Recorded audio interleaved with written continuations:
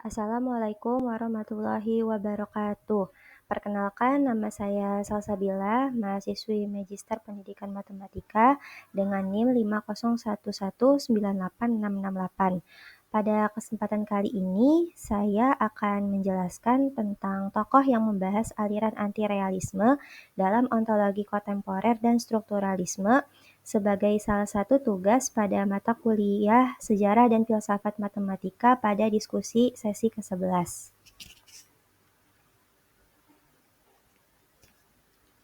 Ya, nantinya video ini akan berisi tentang apa itu aliran antirealisme dalam ontologi kontemporer, dan antirealisme dalam strukturalisme. Lalu nantinya akan ada tokoh-tokoh antirealisme dalam ontologi kontemporer dan beberapa pandangannya, lalu juga ada tokoh antirealisme dalam strukturalisme dan pandangan-pandangannya.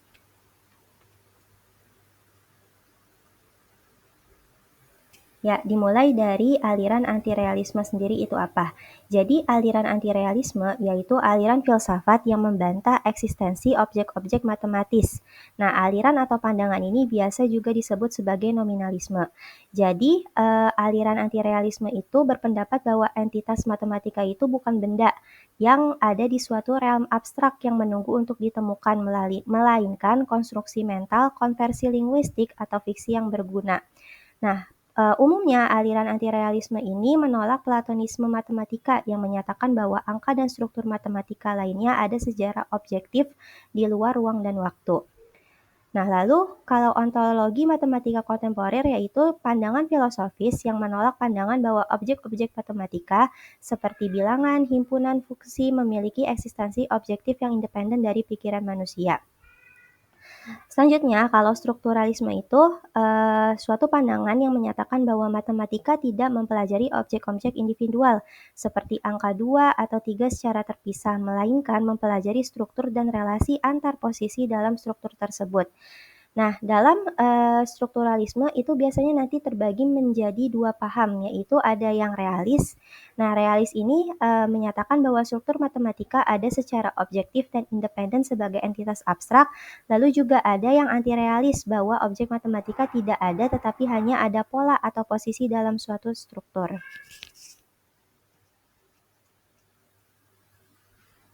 Nah, untuk tokoh yang pertama yaitu ada Hartfield. Di sini karyanya yang sangat terkenal yaitu Science Without Numbers pada tahun 1980. Di sini pandangannya disebut sebagai fiksionalisme, yaitu pandangan yang menganggap bahwa objek-objek matematis layaknya karakter dalam fiksi.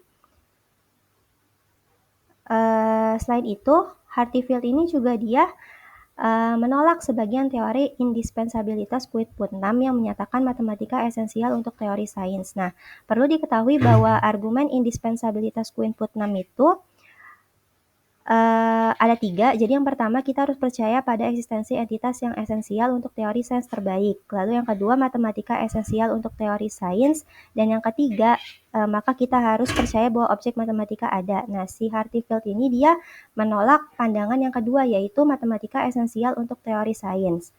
Selanjutnya, Field juga mengadopsi fiksionalisme matematika. Jadi artinya pernyataan matematika itu tidak ada secara literal benar karena objek matematika itu tidak ada. Namun, matematika tetap sangat berguna sebagai fiksi yang mempermudah deduksi dan komputasi. Tokoh yang kedua ada Charles Chihara. Nah, Charles Chihara ini pandangannya menggabungkan nominalisme dengan konstruktivisme dalam framework yang ia sebut sebagai constructibility theory. Nah, dalam teori konstruksi ini terdapat ada 2 konsep kunci. Yang pertama itu ada open sentences atau kalimat terbuka, di mana pengertiannya itu formula dengan variabel bebas. Jadi, yang kedua ada konstruksi, yaitu operasi mental atau prosedur yang biasa dilakukan. Jadi intinya misalnya gini, daripada mengatakan himpunan bilangan prima itu ada, Chihara akan mengatakan kita memiliki kemampuan untuk mengkonstruksi token-token yang memenuhi kondisi tertentu. Nah, dalam hal ini kondisinya itu X adalah bilangan prima. Nah, jadi dalam pandangan Charles Chihara itu juga dikenal ada yang dinamakan token dan type. Nah, token itu sendiri apa sih? Token itu Oh nggak, gini aja, misal types itu entitas abstrak yang ia tolak kebenarannya. Kalau token itu instansiasi konkret atau fisik. Nah, di sini contoh, misalnya huruf A. Huruf A sebagai tipe abstrak dibandingkan sama sebagai tulisan konkret yang ada di kertas. Nah, jadi huruf A yang kita tulis di atas kertas itu sebagai tokens. Nah, makanya di sini menurut Chihara, matematika itu sebenarnya berbicara tentang pola konstruksi token, bukan tentang tipe abstrak. Jadi kita tidak perlu mengasumsikan ada entitas abstrak, misalnya angka 3. Kita cukup membayangkan atau mengkonstruksi token-token dengan pola tertentu, seperti yang huruf A tadi. Jadi kita nggak perlu membayangkan A itu bentuknya apa, tetapi A itu ada tulisan konkretnya di atas kertas, misalnya huruf A. Nah, itu kita sebut sebagai token gitu. Yang ketiga, tokohnya ada Burgess and Rosen. Di sini karyanya yang terkenal, yang pertama ada A Subject with No Object, yang menggambarkan matematika itu bisa dipahami dan dipraktikkan tanpa mengasumsikan ada objek-objek abstrak yang menjadi rujukannya. Lalu juga terkenalnya itu ada teori kausal pengetahuan, di mana kita tidak mengetahui apapun tentang sebarang objek jika tidak memiliki koneksi kausal dengannya. Nah, di sini yang menarik dari Burgess and Rosen ini, mereka itu mengambil posisi yang agak paradoksikal, di mana mereka memahami motivasi dari pandangan anti-realis dan mengakui kekuatan argumen nominalis, terutama keberatan terhadap Platonisme. Jadi bagaimana kita bisa memiliki pengetahuan tentang objek abstrak yang tidak berinteraksi kausal dengan kita. Tapi di sisi lain mereka juga skeptis bahwa program dari si pandangan nominalis ini bisa benar-benar berhasil secara teknis dan memadai secara filosofis.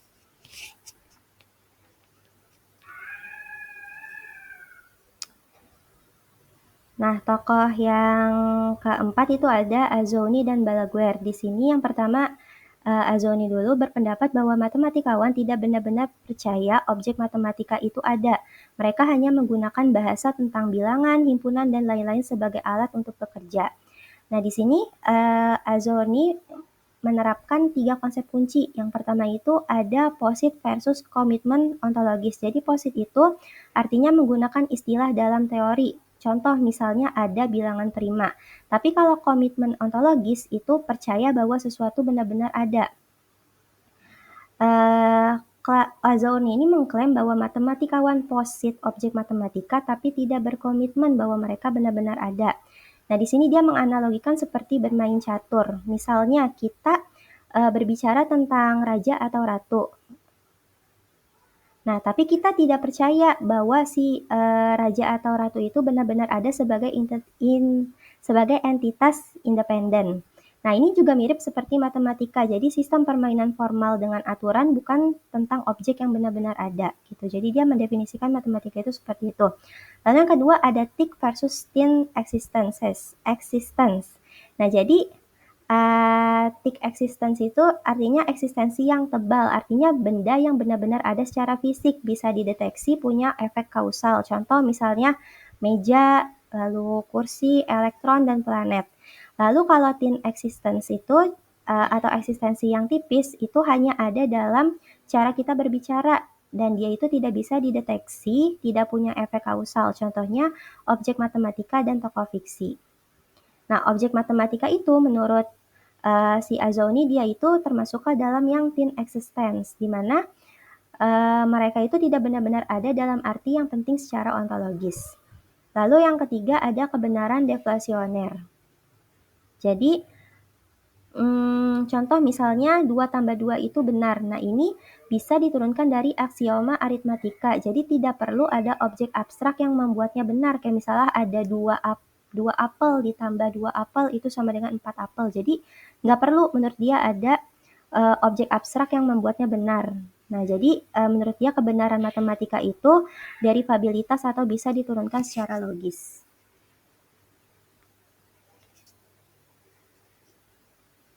Nah, yang kedua ada Balaguer. Balaguer di sini dia mengembangkan dua posisi yang bertentangan tentang matematika, lalu menyimpulkan keduanya sama-sama bisa dipertahankan. Nah, dua posisi yang dimaksud itu posisi yang pertama yaitu full-blooded Platonism. atau disingkat dengan FBP. Jadi posisi dari si FBP ini dia itu menekankan bahwa semua struktur matematika yang konsisten itu benar-benar ada. Artinya bukan hanya ada bilangan yang kita kenal, tapi setiap sistem matematika yang tidak kontradiksi punya objek yang benar-benar ada. Jadi sehingga terdapat tidak terhingga real matematika yang benar-benar ada gitu. Jadi intinya matematika itu benar-benar ada gitu sebagai objek fisiknya itu ada, seperti pandangan Platonisme. Tapi kalau posisi yang kedua, menurut fictionalism itu artinya tidak ada objek matematika sama sekali. Matematika hanyalah fiksi yang berguna. Nah, jadi dari dua posisi itu si Balaguer ini memiliki kesimpulannya sendiri, yaitu agnositisme, di mana kita tidak tahu mana yang benar dan mungkin tidak ada fakta objektif tentang mana yang benar. Karena menurutnya tidak ada bukti empiris yang bisa memutuskan matematika itu bekerja sama baik dengan interpretasi manapun. Lalu juga setiap argumen untuk satu sisi itu ada argumen-argumen lainnya yang selalu bisa menentang dari si argumen itu. Jadi menurut dia ya udah matematika itu seperti yang tadi agnositisme, kita tidak tahu mana yang benar dan mungkin tidak ada fakta objektif tentang mana yang benar.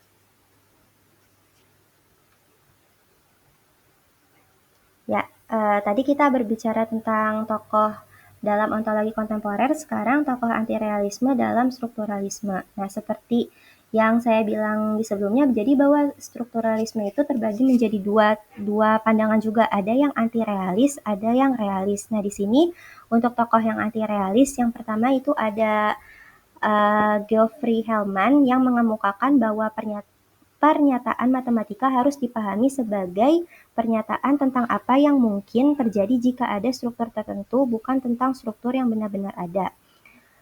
Lalu, kalau Paul, dia itu mengambil posisi eliminatif, di mana objek matematika individual tidak ada sama sekali, yang ada hanya pola relasional. Gitu. Nah, di sini mereka itu memisalkan, contoh misalnya ada bilangan 2. Bilangan 2 itu adalah posisi kedua dalam struktur bilangan asli, dan 6 adalah posisi ke-6. Nah, tidak satupun dari dua bilangan itu memiliki independensi dari struktur, di mana mereka merupakan posisi-posisi, dan sebagai posisi-posisi dalam struktur ini, tidak satupun dari bilangan tersebut yang tidak terikat dari bilangan lainnya. Nah, jadi menurut dia, hubungan dari antar bilangan tadi itu ya seperti kayak bersifat relasi gitu. Jadi ada relasi-relasinya. Kalau bilangan 2 posisinya di urutan kedua dalam bilangan asli, kalau bilangan 6 itu posisinya di urutan ke-6 gitu. Jadi matematika itu ya udah merupakan objek individual yang tidak ada sama sekali tapi memiliki relasi satu sama lain gitu. Nah, tokoh yang selanjutnya yaitu strukturalisme tapi yang realis. Nah, di sini ada dua tokoh. Yang pertama Michael Resnick dan yang kedua ada Stewart Shapiro. Jadi menurut mereka struktur matematika itu ada secara objektif dan independen sebagai entitas abstrak. Mirip dengan Platonisme tapi fokus pada struktur bukan objek individual. Nah, lalu juga Resnick dalam Mathematics as a Science of Patterns, bukunya mengatakan bahwa matematika adalah ilmu tentang pola atau patterns. Nah, maksudnya pola atau patterns ini merupakan struktur abstrak. Jadi matematika mempelajari properties dari suatu patterns gitu. Jadi objek-objek di matematika itu ya udah posisi dalam si patterns itu. Lalu kalau Shapiro dalam bukunya itu Philosophy of Mathematics, Structure and Ontology mengatakan matematika itu adalah ilmu tentang struktur.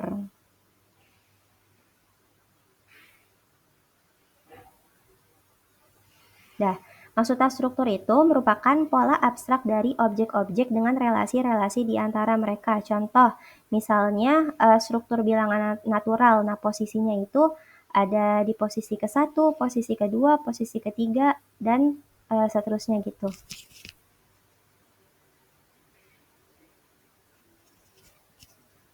Ya, jadi dapat saya simpulkan bahwa yang pertama, antirealisme matematika itu merupakan posisi filosofis yang menolak bahwa objek matematika seperti bilangan, himpunan, fungsi memiliki eksistensi objektif independen dari pikiran manusia. Selain itu, antirealisme juga memiliki beberapa jenis seperti nominalisme, yaitu mereka hanya percaya objek konkret atau fisik, lalu ke fiksionalisme, yaitu matematika adalah fiksi yang berguna, lalu ada intuisionisme, yaitu objek matematika hanya eksis sejauh bisa dikonstruksi secara mental. Selanjutnya, untuk strukturalisme, itu artinya bahwa objek matematika itu merupakan posisi di dalam struktur, bukan entitas independen. Ya, sekian yang dapat saya sampaikan. Kurang lebihnya mohon maaf. Wassalamualaikum warahmatullahi wabarakatuh.